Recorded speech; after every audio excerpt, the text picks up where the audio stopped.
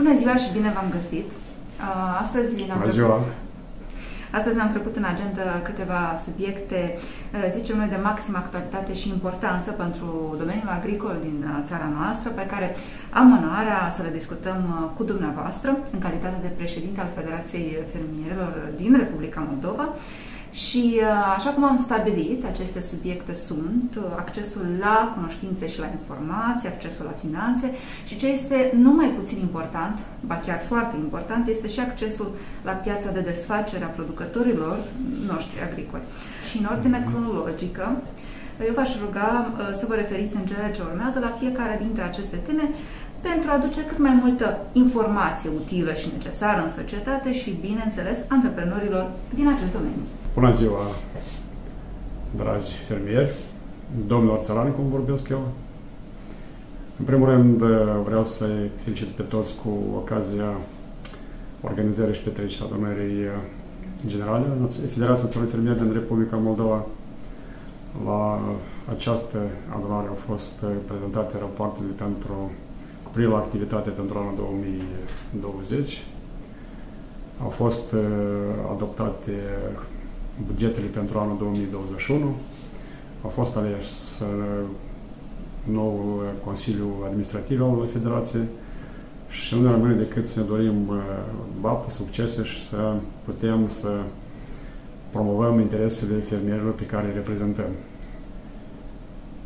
Federația Națională Fermieri din Republica Moldova, ca organizație care reprezintă fermierii mici și mijlocii, are 4 obiective foarte importante. Este vorba despre dezvoltarea capacităților Federației Naționale Fermieri din Republica Moldova pentru ca noi să avem potențial necesar ca să acordăm servicii necesare fermierilor. Al doilea obiectiv foarte important este dezvoltarea capacităților fermierilor pentru ca ei să poată face un business eficient și să câștige bani. Un al treilea obiectiv al Federației Naționale Fermieri din Republica Moldova este ca noi să promovăm tinerii și femeile în cadrul Federației. Și al patrulea obiectiv este vorba despre activități de lobby și advocație. Acum, dacă să vorbim despre obiectivul numărul 4, despre lobby, Federația Națională Fermieri din Republica Moldova depune eforturi foarte serioase ca noi să putem obține politici care să ajute fermierii ca să-și dezvolte afacerile, să devină oameni bogați, așa cum noi ne dorim foarte mult ca fermierii să devină oameni bogați. Și în cadrul acestor activități, noi am prezentat pe parcursul anului 2020 și pe anii anteriori multe propuneri ce privește modificarea legii cu privire la principiile de subvenționare a producătorilor agricole, regulamentul cu privire la utilizarea mijloacelor acestui Fond Național de Dezvoltare a Agriculturii și Mediului Înconjurător. Și vreau să vă spun că avem și unele reușite, care în principiu, fiind promovate și obținute de către Federația Națională Fermieri din Republica Moldova, dar beneficiază de rezultatele acestei munci ale noastre și ceilalți fermieri care nu sunt membri noștri. Este vorba, în primul rând, că noi am obținut ca tânăr fermier să fie până la 40 de ani. Până nu de mult era până la 35 de ani. Adică am extins, spunem așa, categoria de tineri fermieri care pot aplica la proiecte, pot face investiții și totodată să obțină compensări de la Fondul Național de Dezvoltare a Agriculturii și Mediului Rural.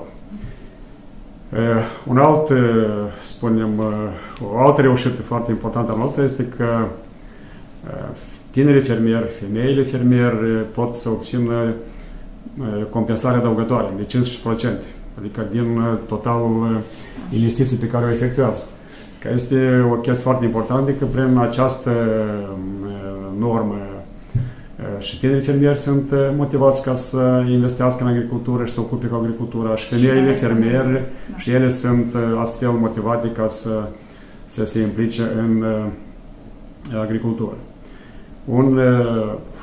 O altă, spunem, reușită a noastră este că și cei care se ocupă cu agricultura ecologică și ei beneficiază de 20% în plus pentru ca să-și poată promova afacerile lor în domeniul producerii produselor ecologic curate și astfel să-și obțină valoare adăugată. O altă reușită a noastră este că, în sfârșit, din acest an vom începe să efectuăm plăți directe pe cap de animal.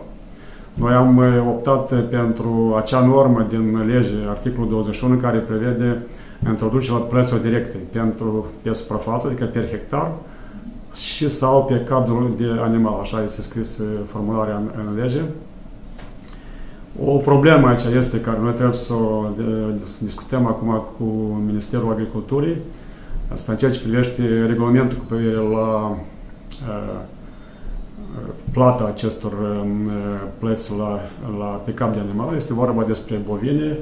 În acest regulament este scris că pot să beneficieze de aceste plăți numai cei care au numai puțin de 10 capite de bovine. Adică nu este o normă bună, fiindcă în acest caz mai mulți fermieri care au mai puțin de 10 bovine nu vor putea să beneficieze de această plată per cap de animal, dar este una nu atât de mare, dar totuși 7.000 de lei per cap de animal este o sumă oricare de bani și dacă fermierii ar putea să obțină lucrul ăsta, înseamnă că ar fi motivat să dezvolte acest sector zootehnic, cu atât mai mult că noi avem nevoie numai ca să producem lapte și carne, dar este vorba și de aceste deșeuri de la creșterea animalelor care sunt bune pentru îmbunătățirea solurilor noastre.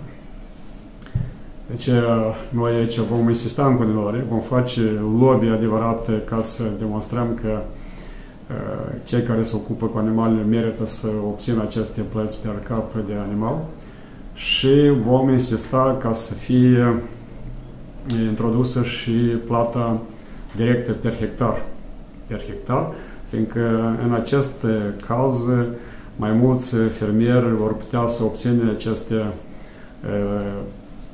beneficii din partea statului, fiindcă astăzi din totalul celor care le avem în agricultură, noi avem în jur de 320.000 de fermieri, gospodării țărănești. Dar vreau ca să memorizați o cifră, 6.000, 7.000 maximum de fermieri depun dosare anual. Și încă o chestie foarte importantă pe care noi ne dorim foarte mult să o obținem este vorba despre mărimea acestui fond pentru subvenționarea producătorilor agricoli și dezvoltarea mediului rural. Și este vorba despre articolul care prevede crearea acestui fond sau formarea acestui fond. Noi am propus ca fondul să se creeze ca plată sau ca cotă procentuală de la produsul intern brut. Și am spus că, uite, ar trebui să aibă numai puțin de 4% din produsul intern brut să fie direcționat pentru acest fond. Este vorba de o cifră de vreo 4 miliarde de lei, minimum, fiindcă astăzi noi avem un fond egal cu 1.100 de milioane, dar dacă să ne uităm ceea ce se va întâmpla în acest an, noi vedem că, practic, pentru noile investiții sau pentru așa numitele compensări post-investiționale este cifra zero, stă aici în distribuție. Asta înseamnă că se plăteau datoriile de anul trecut, se plătesc niște compensări pentru oficiul vie și vinului, se mai aici rezervează niște bani pentru start-up-uri, adică pentru proiecte care se plată în avans și dezvoltarea rurală. 680 de milioane pentru plățile pentru plăți direct per cap de animal. Exacte pe care, baza de aceea, și încă un lucru vreau să atrag atenția tuturor celor care poate ne vor asculta, că Moldova este o țară unde se fac experimente. Ce înseamnă asta? Asta înseamnă că noi vom supraviețui sau nu, în condițiile care se ne creează astăzi cei care sunt la guvernare. Numai în Republica Moldova, anul trecut, au fost investite mai mulți bani decât au primit de la buget. Adică investițiile totale care au fost efectuate de către producătorii agricoli au fost în jur de 8 miliarde de lei. Dar subvențiile de la bugetul de stat au fost de 1,2 miliarde, între care 300 de milioane pentru compensări în legătură cu calamități naturale. Noi vorbim despre acest deziderat al nostru, lipsa accesului la finanțe pentru fermieri și mai ales pentru micii fermieri, fiindcă ei sunt, dacă să ne uităm în analiza activității sau, spunem așa, a contribuției fermierilor mici în totalul de produs agricol, veți vedea că contribuția fermierilor mici este de 76%. 76%? Da. Dar dacă să ne uităm acum, dacă care este cota parte din Fondul Național de Dezvoltare a Agriculturii, veți vedea că asta este în jur de 24-25%. Vedeți diferența? Este o diferență adică sesizabilă. Fermierii mici beneficiază de 25% din fond, dar contribuie la produs agricol anual total de 76%. Adică ar trebui să fie altfel întoarsă. Nu este echitabil acest proces. Nu este echitabil și noi ne luptăm de mulți ani ca să convingem că fermierii mici trebuie să aibă mult mai multă susținere, fiindcă ei sunt cei care mai mențin satele noastre, ei sunt cei care mai au grijă încă de partea de condițiile astea naturale, de landșaftul și așa mai departe, care trebuie să fie cumva păstrate și transmise pentru următoarele generații.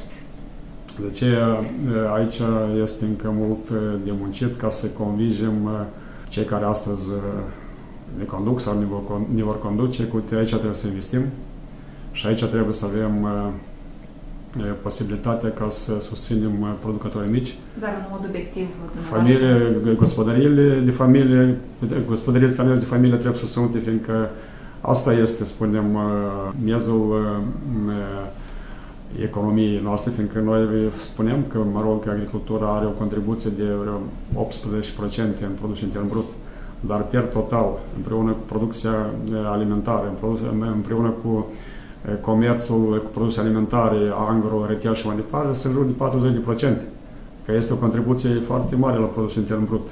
De aceea trebuie să atragem aici atenție. Și un lucru care noi cu dumneavoastră l-am discutat și l-am accentuat este vorba despre accesul la piețe de desfacere. Și uitați-vă, eu am căutat aceste cifre statistice să văd în anul acesta de pandemie noi am importat mai puțin, noi am devenit mai patrioți pentru produsele noastre alimentare sau am continuat să importăm. Și ce am găsit? Am găsit că noi am importat iar de $1 miliard produse alimentare și am importat produse procesate și produse de origine vegetală și am exportat tot de $1 miliard de dolari. Dar dacă ne uităm în structură, noi exportăm mai mult materie primă, cum ar fi cereale, cum ar fi produse de origine vegetală care nu sunt prelucrate. Și noi aici, în ceea ce privește accesul la piețe de desfacere, vrem să cerem, și am vorbit cu cei de la Ministerul Agriculturii, să transpunem în legislația noastră o directivă foarte importantă a Consiliului European și a Parlamentului European în ceea ce privește eliminarea acestor politici de concurență neloială. Și uitați-vă, la nivel de Uniune Europeană, și asta înseamnă că în țările europene există această problemă atunci când fermierul, care are o putere financiară mai mică, el se ciocnește cu cine? Cu cumpărătorul, cu rețelele mari de vânzare a produselor alimentare. Și atunci, de la nivel de Uniune Europeană, la continent mult în Republica Moldova, e în situația când furnizorul este impus să plătească unele cheltuieli ale cumpărătorului, cum ar fi, de pildă, costul promovării produselor, costul de marketing sau acolo niște teste și mai departe care le efectuează furnizorul, dar cheltuiala nu furnizorul, le efectuează cumpărătorul și le pune pe seama furnizorului. Tot în această directivă este foarte clar că fermierii care produc și vând produse perisabile trebuie să primească plata în maximum 30 de zile.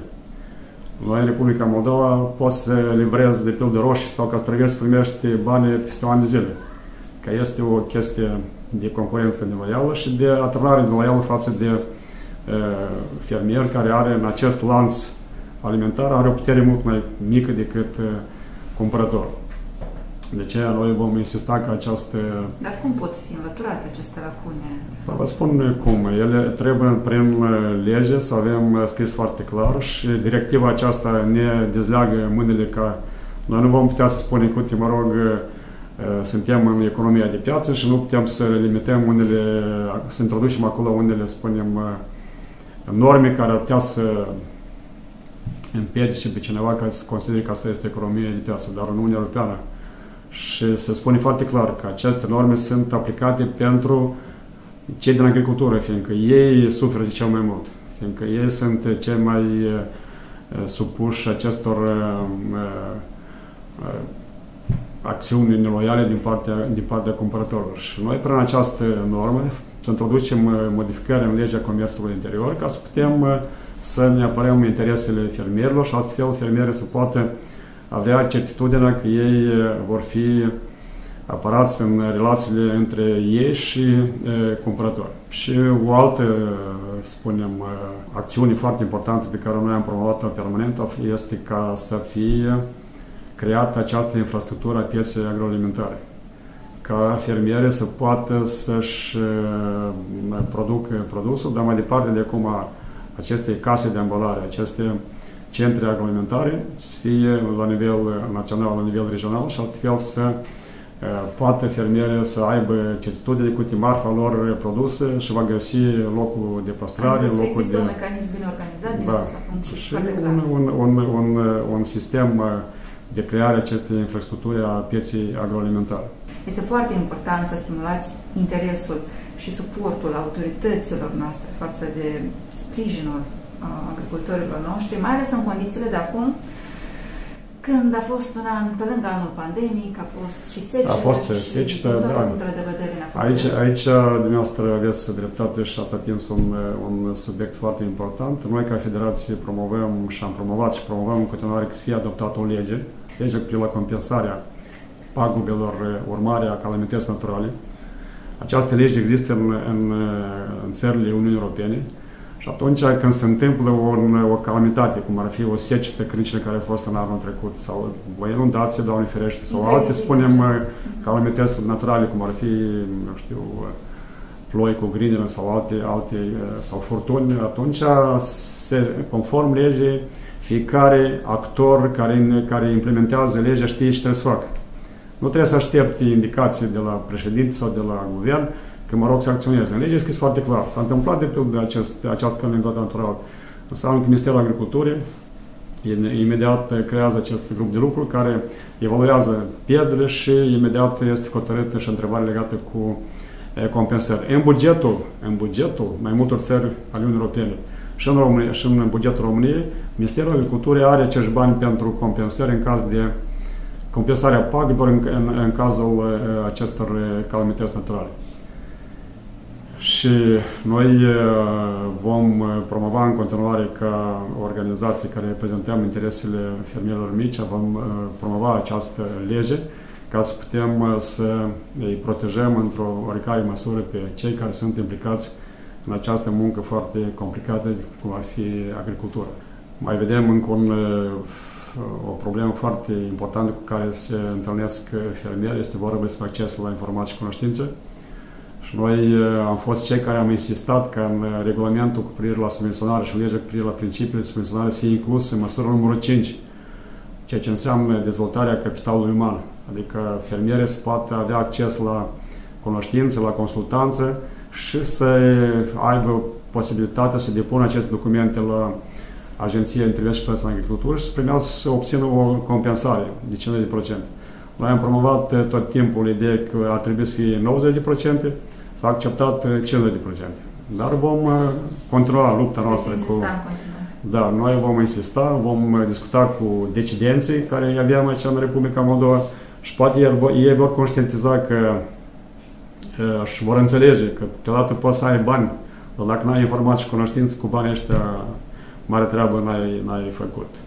Uitați, chiar și astăzi aici, în cadrul Federației, a fost organizat un curs de instruire online, s-a discutat despre bogăție pe care noi avem, solurile, cum să îmbunătățim aceste soluri și oamenii care au participat la acest seminar online, da, au manifestat un interes foarte deosebit, adică au înaintat și întrebări și propuneri. Au fost vocale, au fost activi. Adică au fost foarte activi. De ce? Asta este o muncă pe care o întreprinde Federația.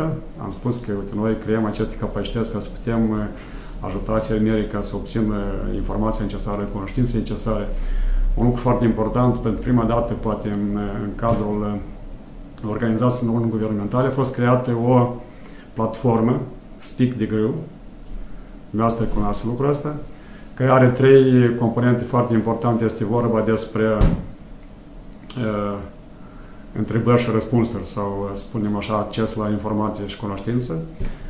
Este vorba despre agropiață, adică pe această agropiață fiecare fermier, mai ales membrii noștri, se pot înregistra, pot descrie produsele lor, pot să-și facă o pagină pe această agropiață a Federației Naționale din Republica Moldova. Da? Și este important că această agropiață la început va permite ca să facă un schimb de produse, dar până la urmă se va transforma într-un marketplace, adică într-un loc unde se vor face și aceste, spunem, tranzacții. Că noi vom introduce și elementele de plată și elementele de transportare la locul destinației. Adică Federația Fermierilor vrea să ajute cu adevărat fermierii ca ei să poată să-și dezvolte afaceri, să aibă această informație și cunoștință necesară. Creează o comunitate. Da, și a treilea componentă a acestei platforme este biblioteca fermierului. Aici, iarăși, noi vom, spunem așa, pune pe această, spunem,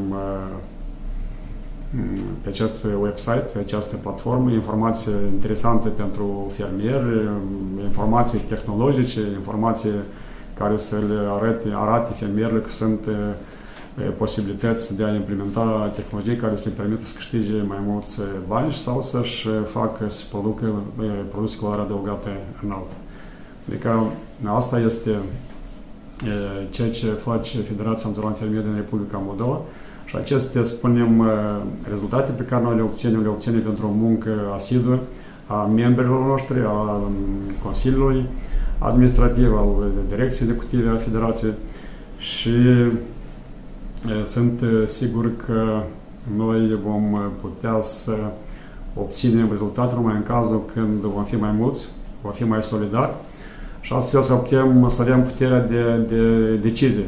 Fiindcă v-am spus în ceea ce privește această directivă a Uniunii Europene, ca să protejăm interesele celui slab.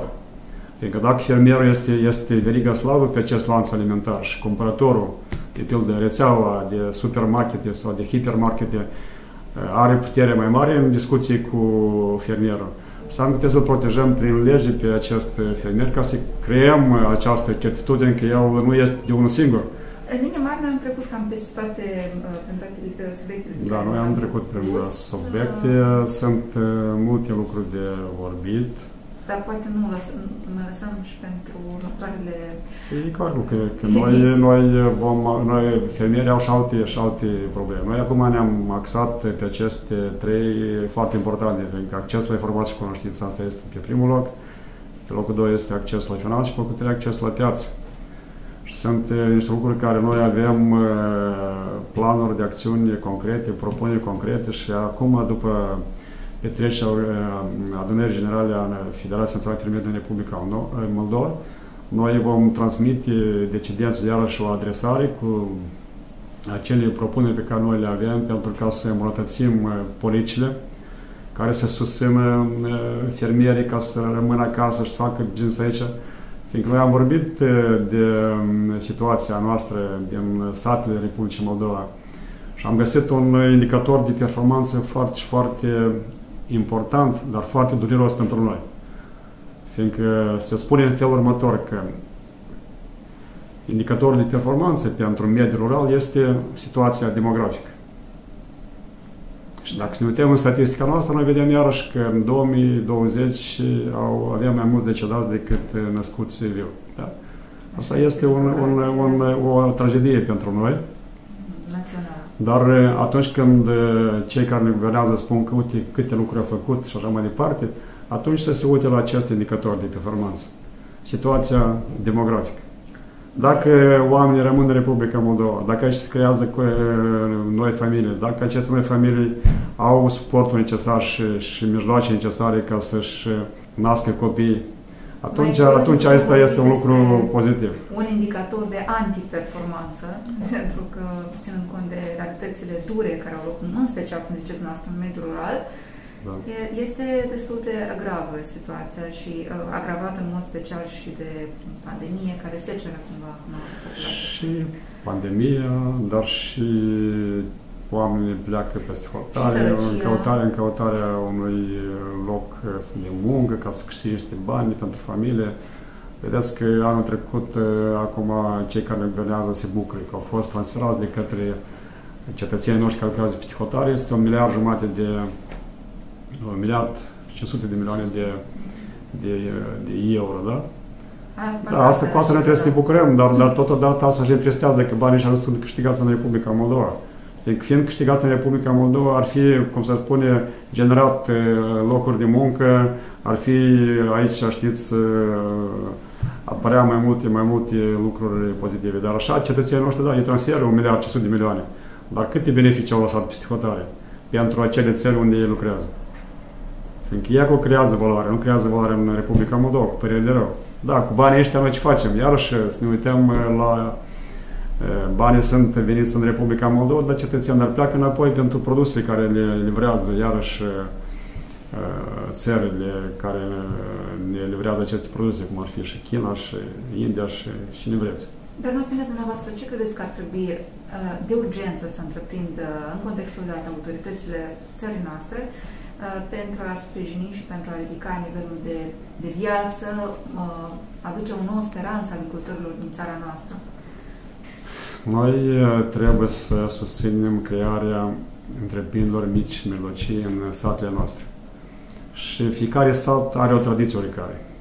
Care, de pildă, știe a produce niște plăcinte bune, alții care produc niște murături bune, al patrulea niște brânzeturi, al treilea niște cărnațuri sau mezeluri și mai departe.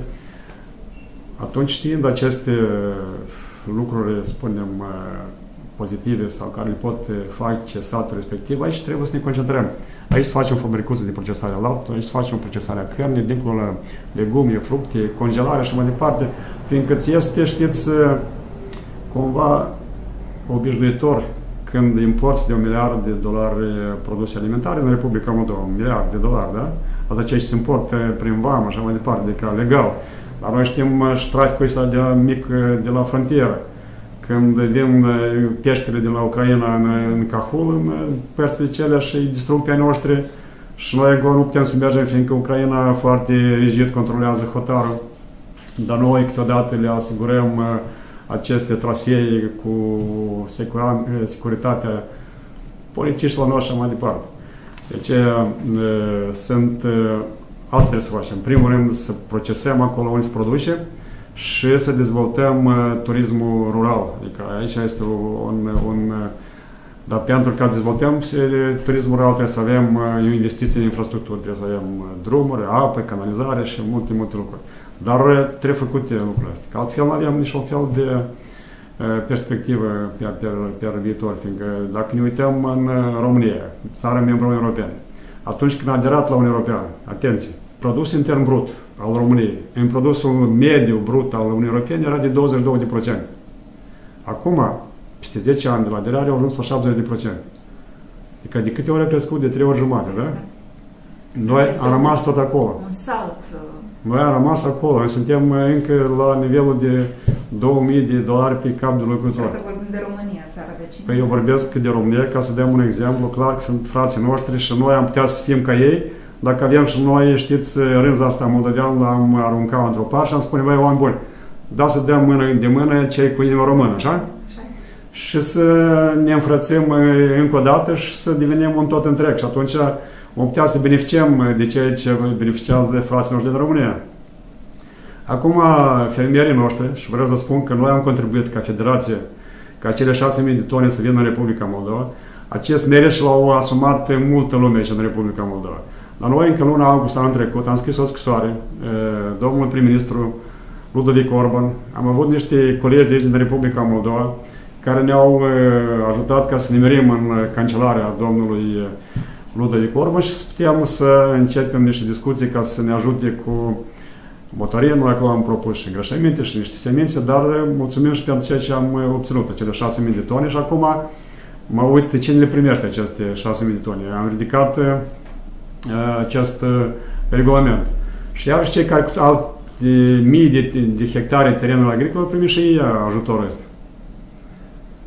Cu toate că noi am spus că uite, pentru ăștia mici, fiindcă ăștia sunt cei mai nefavorizați, sunt cei mai dezavantajați, ei trebuie ajutați. Da.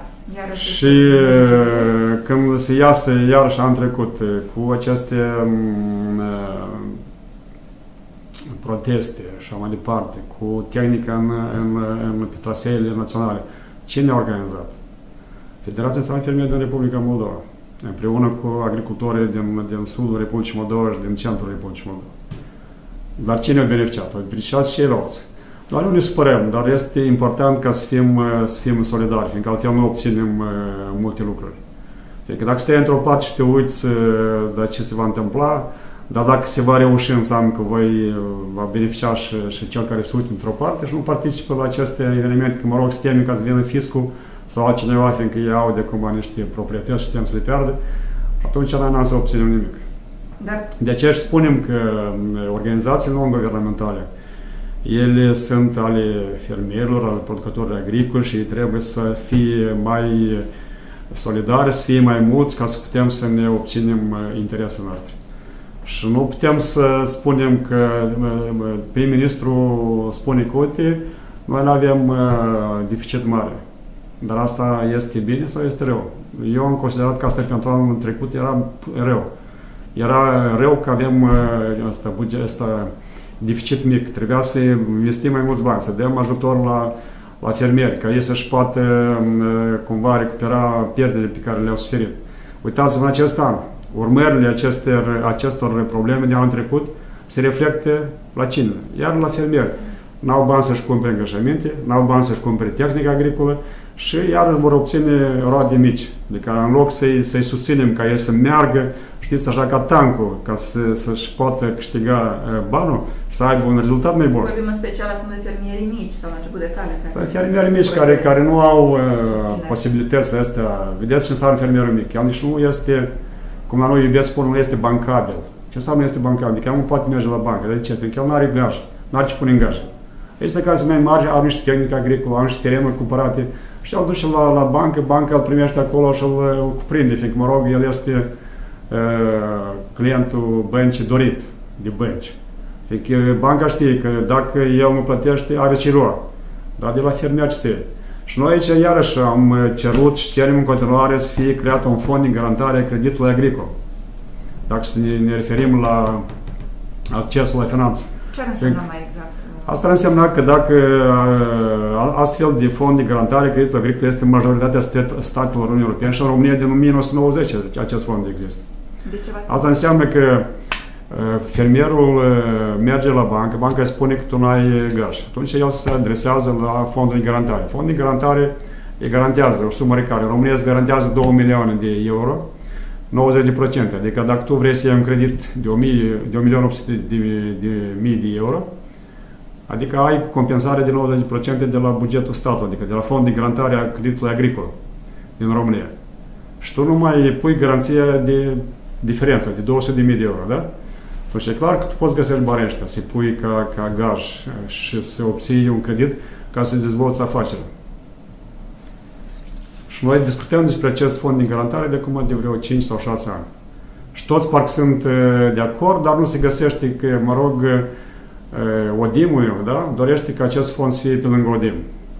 Ministerul Agriculturii să fie pe lângă Ministerul Agriculturii. Noi trebuie să facem un fond de garantare a creditului agricol care să fie al agricultorilor, adică ca ei să beneficieze de pe urma acestui fond. Dar care sunt motivele invocate? Că de ce nu s-ar crea un asemenea fond de garantare? Eu cred că motivele sunt ca în continuare fermierii mici nu poată să-și dezvolte afacerea și să fie nevoiți să-și vândă terenurile agricole și să iei calea privilegiei. Asta nu este motiv, asta este obiectivul lor și scopul lor în sine. Uitați ce se întâmplă. Puteți să mergeți prin satele Republicii Moldova și să mergeți în satul unde, de pildă, pământul a fost luat totul în arendă, da? Și veți vedea că satele sunt părăsite. De ce? Fiindcă luând pământul în arendă, el cu ce se ocupă? Cu cereale. Dar cereale, cât îi trebuie oameni? La 1000 de hectare trebuie 3 persoane, 3 tractoriști buni, care le vor ara, vor semăna și vor recolta.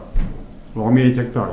Dar dacă tu ai 1000 de hectare și mai ai încă 50 de vaci, de cum ai încă oameni care trebuie să grijească de aceste 50 de vaci, să le producă laptele, dar mai departe, dacă mergi pe variant, dacă ai lapte și mai ai procesare și faci niște brânzeturi sau niște smântâni, niște iaurt și altele, dacă să faci iaurt, trebuie niște umplături de diferite acolo, pomoșoare, diferite fructe și așa mai departe, da? Se complică lucrurile. Nu se complică. Trebuie să vezi tot lanțul ăsta și statul trebuie să creeze stimulente ca să poți face aceste procesări, să câștigi bani mai mulți și atunci, dacă câștigând bani mai mulți, nu încerci a căuta să te duci undeva peste hotare. Tu poți să câștigi aici pe loc. Dar câștigând bani pe loc, de acum mult mai multe lucruri se fac. Să plătești niște impozite, să plătești în fondul rutier, să mai dezvoltă, adică să mai repară un drum, să mai construiești o bucată de drum nou și atunci merg lucrurile înainte, țara se dezvoltă. Dar dacă toți pleacă și aici, de pildă, n-ai cu și plăti pensionare, dar trebuie să împrumuți de la bugetul de stat sau de la băncile comerciale ca să plătești pensionare, atunci este foarte greu. În cadrul acestei discuții am reușit să punctăm niște momente, zic eu, importante. Pe final, dacă ar fi să adresați un mesaj către întreaga comunitate a fermierilor, a producătorilor agricoli din țara noastră, un mesaj de optimism, de ce nu, care ar fi acesta? Noi avem în cadrul Federației viziunea Federației. Și viziunea Federației este ca să transformăm fermierii în oameni bogați. Și misiunea noastră a Federației Naționale Fermieri din Republica Moldova, dezvoltând capacitățile noastre, să ajutăm pe fermieri ca ei să devină cu adevărat oameni bogați. Și asta este posibil. Fiindcă sunt aceste exemple bune în cadrul Federației Naționale Fermieri din Republica Moldova, că noi am ajutat tinerii fermieri. Că le-am dat acolo un ajutor mic, de vreo 5.000, 2.000 de euro și mai departe, și ei și-au făcut acolo, au mai pus și ei banii lor și-au făcut o afacere și mai departe s-au lansat în afacere mică, dar pe urmă ea treptat se dezvoltă. Deci, mesajul meu este ca noi să ne luptăm pentru ca politicile statului în domeniul dezvoltării agriculturii și dezvoltării mediului rural să se îmbunătățească. Noi trebuie să fim mult mai solidari ca să obținem de la buget mult mai mulți bani pentru dezvoltarea agriculturii, cu 1 miliard de lei. Și acela care, de pildă, pentru anul 2021 nu este nici un leu pentru proiectele post-investiționale, adică pentru compensări, nu este nici un leu, puteți să vă uitați în distribuție.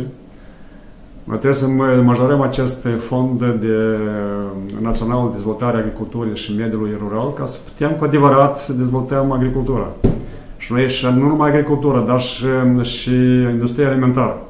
Dar eu, încă o dată, sunt convins că noi, ca Republica Moldova, avem șanse dacă vom dezvolta întreprinderi mici, la sate, acolo unde producția agricolă primară se produce, acolo să fie produs final, acolo să vină consumatorul, acolo să întâlnească consumatorul și cu furnizorul, adică furnizorul, fermierul și consumatorul, noi să mergem să gustăm din aceste produse gustoase pe care pot produce fermierii noștri.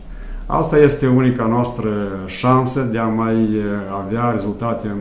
Așa cum de fapt s-a întâmplat recent și la Târgul Agricultorilor, de aici din Chișinău, în care și-au expus producția mai mulți fermieri și zic eu că a fost cu succes pentru că s-au format cozi, oamenii în special cei din Chișinău, erau foarte interesați de această producție 100% naturală, ecologică, autentică.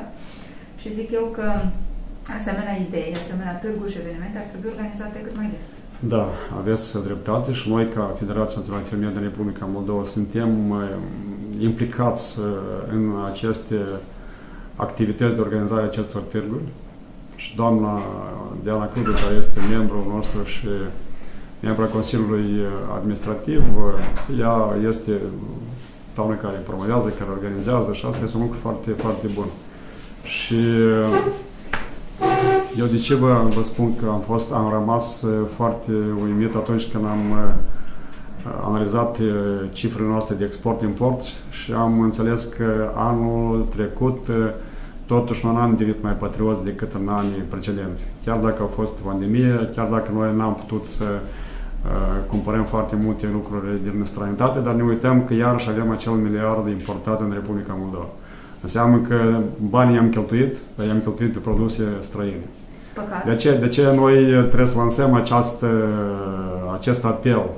Să demonstrăm că suntem patrioți ai produselor alimentare, vegetale, produse de către fermierul nostru, care depune foarte multă muncă, foarte mult efort ca să-și mențină afacerea și să... Fermierii multe lucruri le fac nu numai din a câștiga bani, dar din plăcere. Din faptul că el dorește ca cineva să se bucure de munca lui. Fermierul este fericit atunci când cineva gustă un produs și spune că ce este bun, cât de gustos este acest, eu știu, castravete sau această roșie. Sau uite, avem o roșie care se numește acolo inima bou și mai departe și este foarte, foarte gustoasă că îți... Lasă gura apă. Da, lasă gura apă. Deci, încă o dată vreau să spun că noi chemăm pe toți să fim solidari ca să putem deveni oameni bogați, cei care lucrăm în agricultură, că merităm, oamenii, fermierii noștri merită să trăiască bine și să câștige bani. Și așa este vorba și mai ales pentru cei mici, fiindcă eu pledez pentru această gospodărie țărănească de familie, care să aibă toate, spunem, activitățile pe acest lanț alimentar. Adică începând de la materia primă agricolă, procesată, rețea angro, rețea cu amănunt. Deci asta și atunci vom avea posibilitatea să câștigăm bani. Așa să ne ajute Dumnezeu și să fie așa să ne ajute Dumnezeu și le dorim tuturor sănătate, să scăpăm de această pandemie care ne macină și economic, și fizic, și psihologic, cum vreți. Așa suntem. Eu vă mulțumesc, să aveți și noastră multă sănătate și spor în toate. Mulțumesc.